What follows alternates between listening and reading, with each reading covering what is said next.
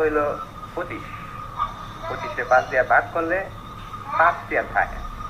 25 2-এর মধ্যে যায় না, কিন্তু 25-এর মধ্যে যায়। 25-এ 5 দিয়ে ভাগ করলে থাকে 5। এসব উল্টা পাল্টা হিসাব আপনি করতে দিচ্ছেন, আমারটা দেন আপনি। তাই নেন দা 5। আমরা যদি 25 দিয়ে ভাগ করি তাহলে 5 2-এর ভিতরে জানা তো, কিন্তু 5 আবার 5-এর ভিতরে যা। 5 1 5 তাই 0 কাটতে লামাইলাম 2। দেখুন আমরা জানি 4 5 20, তাই 4 5 20, তাই ভাগফল 14, তাই আমরা 14 দিয়ে করে দেব। এইসব আদা সুদা কথা করতে শুনছো, আমরা তোমার গুণ করে দেয়া যাবে। এই দেখো, এটা হচ্ছে 5, 5-এ 5 দিয়ে গুণ করলে হয় 25। বুঝতে পারছো? এটা আদাইরা বাজারে আপনি কি হিসাব করতেছেন?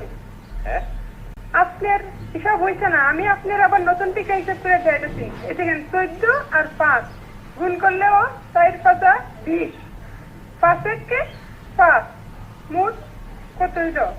25। দেখছেন আমার হিসাব? কখন বুঝতে পারছি তোমরা সত্যি আদা।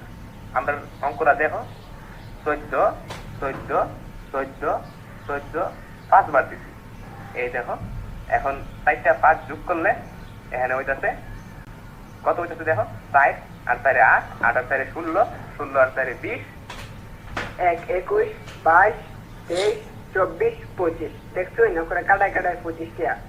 আপনি কি হিসাব শিখছেন সারা জীবন পড়ালেখা কইরা? কি ভালো হিসাব। খালি আর হালাই কি বুঝাই গেল এটা আমার।